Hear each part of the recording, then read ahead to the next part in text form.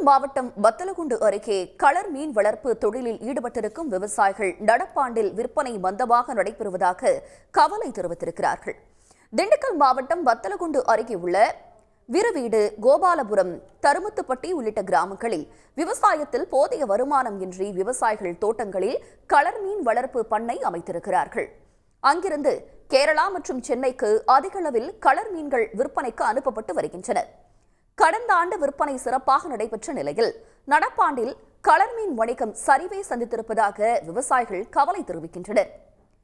வீடோ ரக களர் மீன் ஒன்று கடந்த ஆண்டு 20 ரூபாய்க்கு விற்கப்பட்ட நிலையில் தற்போது வெறும் 7 ரூபாய்க்கே விற்கப்படுவதாக வியாபாரிகள் கூறுகின்றனர். விடோவெல்லாம் போன வருஷம் ரொம்ப நிறைய அதிகபட்சமாக ஓடிக்கிருந்துச்சு. ஆனால் அந்த விடோ இப்போ இந்த வருஷம்லாம் கேட்கவே ஆள் இல்லாத அளவில் இருந்துச்சு. 10 ரூபா, 15 ரூபா, 20 ரூபாய்க்கு விற்றுக்கிட்டு இருந்த விடோ இன்னைக்கு சூழ்நிலை பார்த்தீங்கன்னு சொன்னால் வெறும் 6 ரூபா, 7 ரூபாய்க்கு வந்துருச்சு அந்த விடோ.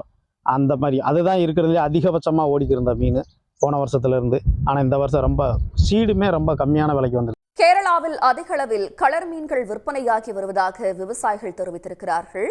இந்த ஆண்டு விற்பனை மந்தமாக இருந்தாலும் புத்தாண்டிற்கு களர் மீன்கள் விற்பனை அதிகரிக்கும் என்று நம்பிக்கையுடன் காத்திருக்கின்றனர். உடனுக்குடன் செய்திகளை தெரிந்து கொள்ள சன் நியூஸ் பெல் ஐகானை கிளிக் பண்ணுங்க.